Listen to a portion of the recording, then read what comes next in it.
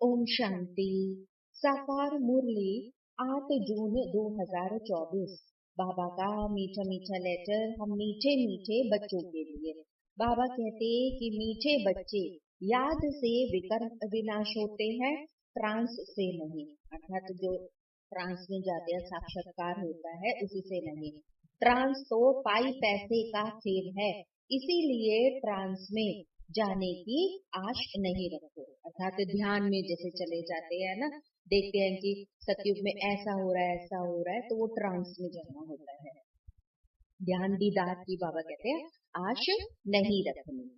प्रश्न है, माया के भिन्न भिन्न रूपों से बचने के लिए बाप सब बच्चों को कौन सी एक सावधानी देते हैं? उत्तर है, मीठे बच्चे ट्रांस की आश मत रखो। ज्ञान योग में ट्रांस का फिर कोई भी कनेक्शन नहीं है, मुख्य है पढ़ाई। कोई ट्रांस में जाकर कहते हैं कि हमारे में मम्मा आई या बाबा आया, यह सब सूक्ष्म माया के संकल्प है, इनसे फिर बहुत सावधान रहना है। माया अब कई बच्चों में प्रवेश कर उल्टा कार्य करा देती है, इसीलिए फिर ट्रांस की आश नहीं रखनी है। ओम शांति। अब मीठे मीठे रूहानी बच्चे यह तो समझ गए हैं कि एक तरफ है भक्ति और दूसरी तरफ है ज्ञान। भक्ति तो अथाह है और फिर सिखाने वाले भी अनेक हैं। शास्त्र भी सिखाते हैं, मनुष्य भी सिखाते हैं। यहाँ ना कोई शास्त्र है और ना ही कोई मनुष्य। यहाँ तो सिखाने वाला एक ही रूहानी बाप है जो आत्माओं को समझाते हैं। परम आत्मा हम आत्माओं को ये ज्ञान देती है, और वो भी ब्रह्मा तन के द्वारा। अगर ये तन ना हो तो हम उसकी बात को डायरेक्ट सुन भी ना सके। अब आत्मा ही धारण करती है क्या? जो कुछ भी धारण करती है, ज्ञान धारण करती है, संस्कार धारण करती है, वो आत्मा ही धारण करती है। अब परम पिता परमात्मा में यह सारा ज्ञान है, 84 के चक्र का भी उनमें नॉलेज है, इसीलिए तो उनको भी सौदर्शन चक्रधारी कह सकते हैं। आज तो बाबा ने ये नई बात कह दी कि शिव बाबा को भी सौदर्शन चक्रधारी कह सकते हैं। हम बच्चों को भी वह सौदर्शन चक्रधारी बना रहे हैं। बाबा भी ब्रह्मा के तन में है, इसीलिए उनको ब्राह्मण भी कहा जाता है। हम भी उनके बच्चे ब्राह्मण सो देवता बनते हैं। तो अब बाप बैठ याद की यात्रा सिखलाते हैं। इसमें फिर हठ योग आदि की तो कोई भी बात नहीं है। हट से थोड़ी ना बैठते हैं, सहज रीति से बाबा को याद करते हैं। वह लोग तो फिर हठ योग से ट्रांस आदि में जाते हैं, अर्थात भक्ति मार्ग वाले। अब यह कोई बड़ाई नहीं है, ट्रांस की बड़ाई तो कुछ भी नहीं है। ट्रांस तो एक पाई पैसे का खेल है। तुम्हें ऐसे कभी किसी को नहीं कहना है कि हम ट्रांस में जाते हैं, क्योंकि आजकल विलायत आदि में जहां तहां ढेर के ढेर ट्रांस में जाते हैं। उस समय हो रहा होगा, तभी बाबा ये कह रहे हैं। ट्रांस में जाने से ना उनको कोई फायदा है और ना ही तुमको कोई फायदा है। अब बाबा ने समझ दी है कि ट्रांस में ना तो याद की यात्रा है और ना ही ज्ञान है। ध्यान अथवा ट्रांस वाला कभी कुछ भी ज्ञान नहीं सुनेगा, ना उसके कोई पाप भस्म होंगे। याद से ही फिर विकर्म विनाश होंगे, ट्रांस में विकर्म विनाश नहीं होंगे। बाबा सावधान करते हैं कि बच्चे ट्रांस का शौक मत रखो। अब तुम जानते हो कि इन सन्यासियों आदि को ज्ञान तो तब मिलता है जबकि विनाश का समय होता है। भल तुम उन्हें ऐसे निमंत्रण देते रहो, लेकिन यह ज्ञान उनके कलश में जल्दी नहीं आएगा। जब विनाश सामने देखेंगे तब आएंगे, समझेंगे कि अब तो मौत आया कि आया। जब नजदीक देखेंगे फिर तब मानेंगे, और अब मान भी रहे हैं और आगे चलकर और अधिक मानेंगे। उन्हों का पाठ ही फिर अंत में है। अब तुम कहते हो कि अब विनाश आया कि आया, मौत फिर सामने खड़ा है। अब वह समझते हैं कि इन्हों के तो यह गपोड़े हैं। तुम्हारा झाड़ धीरे धीरे बढ़ता है। सन्यासियों को सिर्फ कहना है कि बाप को याद करो। यह भी अब फिर बाप ने समझाया है कि तुमको आंखें बंद नहीं करनी है। आंखें बंद होंगी तो फिर बाप को कैसे देखेंगे। हम आत्मा हैं, परम पिता परमात्मा के सामने बैठे हैं। वह फिर देखने में नहीं आता है, लेकिन यह ज्ञान बुद्धि में है। अब तुम बच्चे समझते हो कि परमपिता परमात्मा हमको पढ़ा रहे हैं इस शरीर के आधार से, अर्थात ब्रह्मा बाबा के तन में प्रवेश करके। ध्यान आदि की तो यहाँ पर फिर कोई बात नहीं है।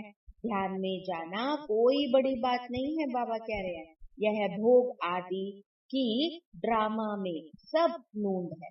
ये भोग लगाना है, ले जाना है, वहां पर बाबा को भोग स्वीकार कराना है। बाबा कह रहे हैं कि ये सब ड्रामा में नूंद है। सर्वेंट बन भोग लगाकर आते हो, जैसे सर्वेंट लोग बड़े आदमी को खिलाते हैं ना, तो तुम भी तो सर्वेंट हो ना। देवताओं को भोग लगाने जाते हो, हम तो परमात्मा को देवताओं को भोग लगाते हैं। वह है फिर फरिश्ते, वहां मम्मा बाबा को देखते हैं। वह फिर संपूर्ण मूर्ति भी एक ऑब्जेक्ट है ना। उनको फिर ऐसा फरिश्ता किसने बनाया। हाँ, बाकी ध्यान में जाना तो ये कोई बड़ी बात नहीं है। जैसे यहाँ शिव बाबा तुमको पढ़ाते हैं, वैसे वहां भी शिव बाबा इन द्वारा कुछ समझाएंगे, डायरेक्शन देते हैं ना सूक्ष्म वतन में बाबा। अब सूक्ष्म वतन में क्या होता है, यह सिर्फ जानना होता है। बाकी ट्रांस आदि को कुछ भी महत्व नहीं देना है। कोई को ट्रांस दिखलाना, यह भी जैसे कि बचपन है। बाबा अब सबको सावधान करते हैं कि बच्चे ट्रांस में मत जाओ, इसमें भी कई बार माया प्रवेश हो जाती है। अब यह पढ़ाई है, कल्प कल्प अब बाप आकर तुमको पढ़ाते हैं। अभी है फिर संगम युग, तुमको ट्रांसफर होना है। ड्रामा के प्लान अनुसार तुम अब पाठ बजा रहे हो। पाठ की देखो ना कितनी ना महिमा है। अब बाप आकर पढ़ाते हैं, वो भी ड्रामा प्लान अनुसार। तुमको बाप से एक बार पढ़कर मनुष्य से देवता जरूर बनना है। इसमें बच्चों को तो खुशी होती है ना कि हम बाप को भी और रचना के आदि मध्य अंत को भी अब जान गए हैं। बाप की शिक्षा पाकर बहुत हर्षित होना चाहिए। अब तुम पढ़ते ही हो, इसलिए नई दुनिया के लिए वहाँ है ही देवताओं का राज्य, तो जरूर पुरुषोत्तम संगम युग पर ही तो पढ़ना होता है ना। तो अब तुम इस दुख से छूटकर सुख में जाते हो। यहाँ तमो प्रधान होने कारण तुम बीमार आदि होते हो। यह सब रोग मिट जाने हैं। कब? सतयुग में जब हम जाएंगे। मुख्य है ही पढ़ाई, इनसे ट्रांस आदि का कोई कनेक्शन नहीं है। पढ़ाई से ट्रांस आदि का बाबा कह रहे हैं कोई कनेक्शन नहीं है। यह कोई बड़ी बात नहीं है। बहुत जगह ऐसे ध्यान में चले जाते हैं, फिर कहते हैं कि मम्मा आई बाबा आया। तो अब बाप कहते हैं कि यह सब कुछ भी नहीं है। जो बोलते हैं ना ऐसे कि मेरे में मम्मा ने प्रवेश करा, बाबा ने प्रवेश करा, ये सब झूठ है। अब बाप तो एक ही बात समझाते हैं, तुम जो आधा कल्प देहे अभिमानी बन पड़े हो, अब देही अर्थात सोल कॉन्शियस बन बाप को याद करो तो तुम्हारे विकर्म विनाश हो। इसको फिर याद की यात्रा कहा जाता है। योग कहने से यात्रा सिद्ध नहीं होती। याद यात्रा करेंगे तो याद करेंगे ना, योग से यात्रा का कनेक्शन मेल ही नहीं खाता। तो अब तुम आत्माओं को यहाँ से जाना है, तमो प्रधान से सतो प्रधान बनना है। अब तुम यात्रा कर रहे हो, उन्हों का फिर जो योग है उसमें फिर यात्रा की तो कोई भी बात नहीं है। हठ योगी तो फिर ढेर है, वह है हठ योग और यह है बाप को याद करना। सन्यासियों का है हठ योग और हम जो है बाबा को याद करते हैं, बाबा का बनकर।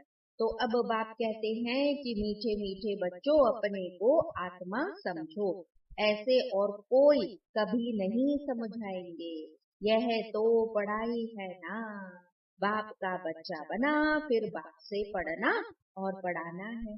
तो अब बाबा कहते हैं कि तुम म्यूजियम खोलो, आप ही तुम्हारे पास आएंगे, बुलाने की तकलीफ नहीं होगी। कहेंगे कि यह ज्ञान तो बहुत अच्छा है, कभी सुना ही नहीं है।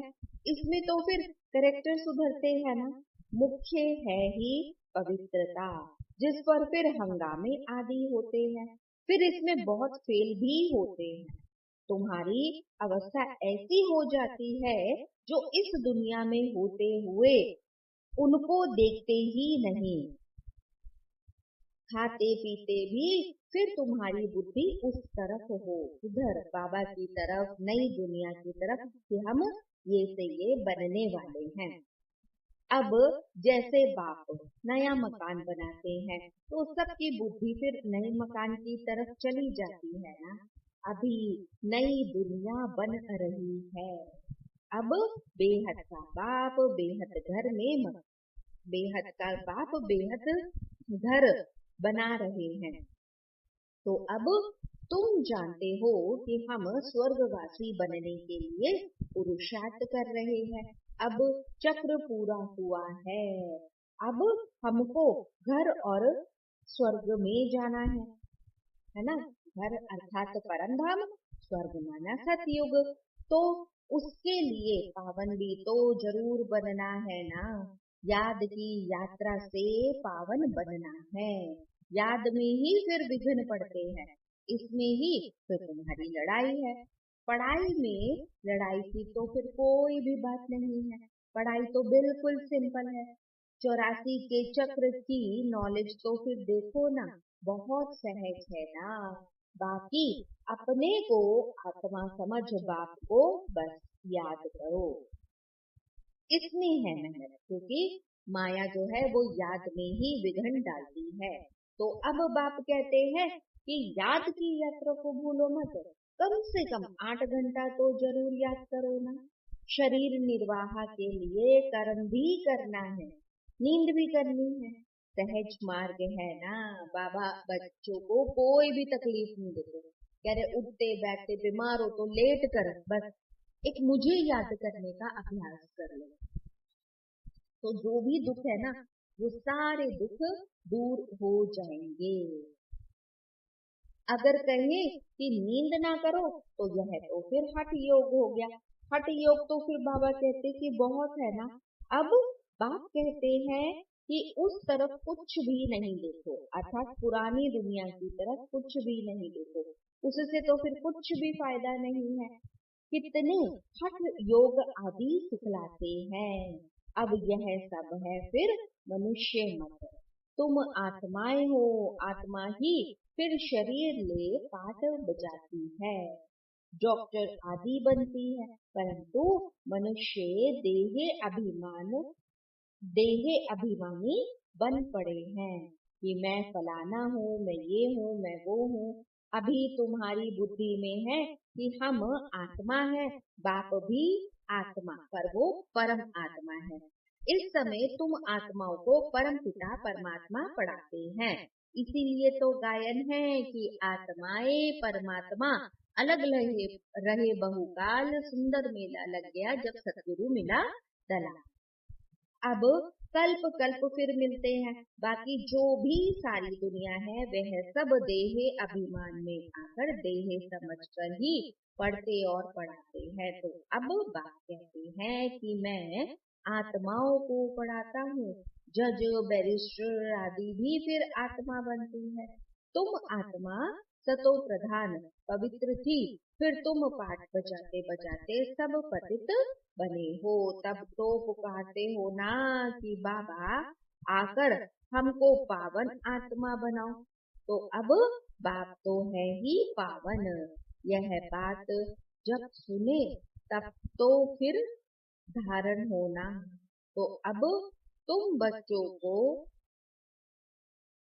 धारणा होती है तो तुम देवताएं बनते हो। अब और कोई की भी बुद्धि में बैठेगा नहीं, क्योंकि यह है फिर नई बात, यह है ज्ञान और वह है फिर भक्ति। तुम भी भक्ति करते करते देह अभिमानी बन जाते हो ना। तो अब बाप कहते हैं कि बच्चे आत्म अभिमानी बनो। हम आत्माओं को बाप इस शरीर द्वारा पढ़ाते हैं।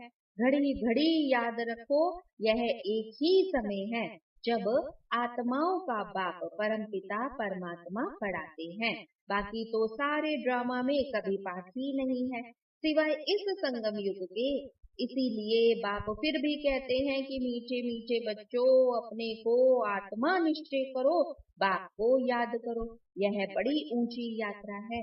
चढ़े तो चाहे बैकुंठ रस और गिरे तो चकना चूर, अर्थात विकार में गिरने से एकदम चकनाचूर हो जाते हैं। फिर भी स्वर्ग में तो आएंगे ना, लेकिन पद बहुत कम होगा। यह फिर राजाई स्थापन हो रही है, इसमें फिर कम पद वाले भी तो चाहिए ना। नौकर चाकर प्रजा दास दासी सभी तो चाहिए।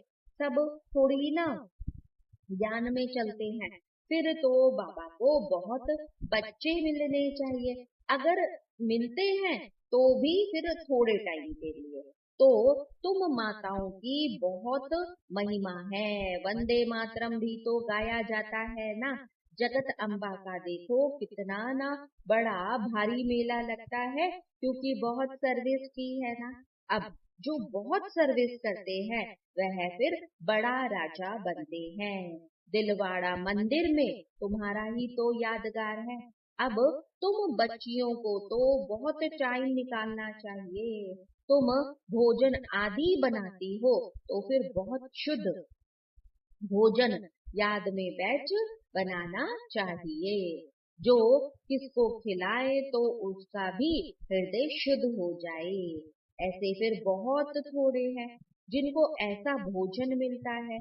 अब अपने से पूछो कि हम शिव बाबा की याद में रहकर भोजन बनाते हैं, जो खाने से ही फिर उनके हृदय पिघल जाए। अब घड़ी घड़ी याद भूल जाती है। अब बाबा कहते हैं कि भूलना भी जैसे कि ड्रामा में नोंद है, क्योंकि तुम 16 कला तो अभी बने नहीं हो ना। संपूर्ण तो बनना जरूर है ना। पूर्णिमा के चंद्रमा में देखो ना कितना ना तेज होता है, फिर कम होते होते लकीर जाकर रहती है। घोर अंधियारा हो जाता है, फिर होता है घोर सोचरा। यह विकार आदि छोड़ बाप को याद करते रहेंगे तो तुम्हारी आत्मा संपूर्ण बन जाएगी। अब तुम चाहते हो कि महाराजा बने, परंतु सब तो बन न सके ना। पुरुषार्थ तो सबको करना है, कोई तो कुछ पुरुषार्थ ही नहीं करते हैं। इसीलिए महारथी घोड़े सवार प्यादे कहा जाता है ना। महारथी तो थोड़े होते हैं, प्रजा व लश्कर जितना होता है ना उतने कमांडर्स व मेजर्स नहीं होते। तुम्हारे में भी कमांडर मेजर्स कैप्टन तो है ना, तो फिर प्यादे भी हैं। अब तुम्हारी भी यह रूहानी सेना है ना। सारा मदार है याद की यात्रा पर, उनसे ही फिर बल मिलेगा। तुम हो अभी गुप्त वॉरियर्स।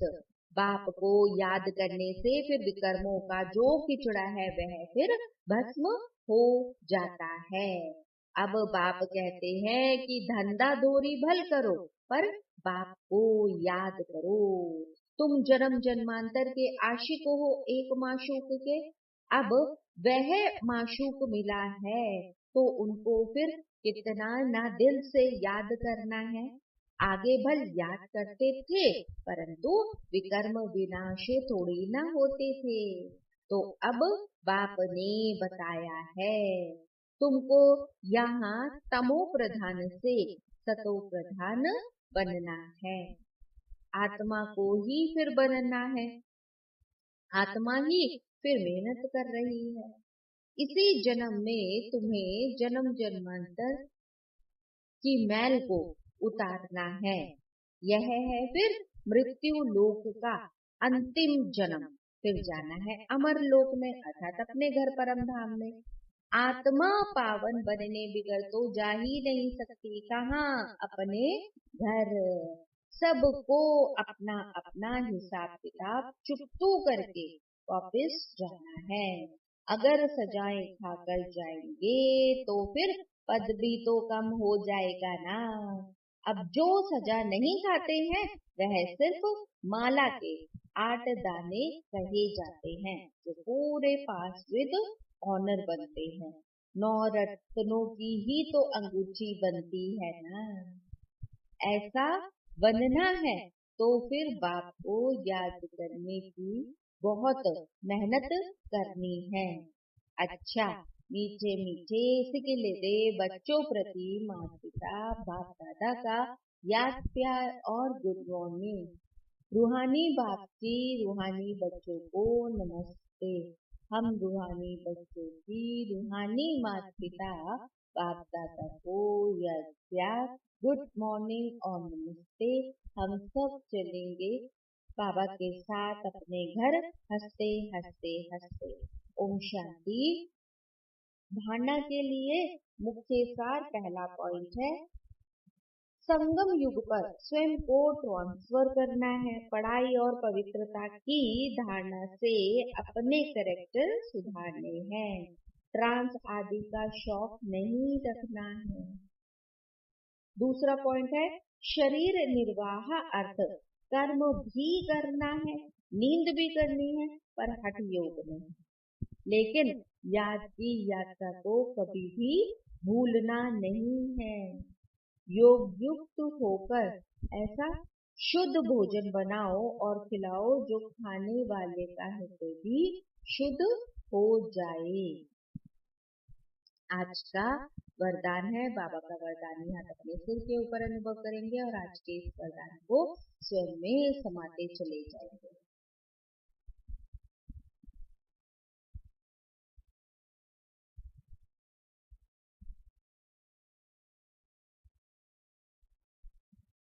बाबा कहते कि अपनी सूक्ष्म शक्तियों पर विजयी बनने वाले राज ऋषि स्वराज्य अधिकारी आत्मा भव। अपनी सूक्ष्म शक्तियों पर विजयी बनने वाले राज ऋषि स्वराज्य अधिकारी आत्मा भव। कर्म इंद्रिय जीत बनना तो सहज है, लेकिन मन बुद्धि संस्कार इन सूक्ष्म शक्तियों पर विजयी बनना, यह फिर सूक्ष्म अभ्यास है। जिस समय जो संकल्प जो संस्कार इमर्ज करने चाहे, वही संकल्प वही संस्कार सहज अपना सके, इसको कहते हैं सूक्ष्म शक्तियों पर विजयी, अर्थात राज ऋषि स्थिति। अगर संकल्प को ऑर्डर को अभी अभी एकाग्रचित्त हो जाओ तो राजा का ऑर्डर उसी घड़ी उसी प्रमाण से मानना, यही है राज्य अधिकारी की निशानी। इसी अभ्यास से अंतिम पेपर में फिर पास होंगे। स्लोगन है, सेवाओं से जो दुआएं मिलती हैं यही सबसे बड़े से बड़ी देन है। सेवाओं से जो दुआएं मिलती है यह इसकी सबसे बड़े से बड़ी देन है। अच्छा, ओम शांति।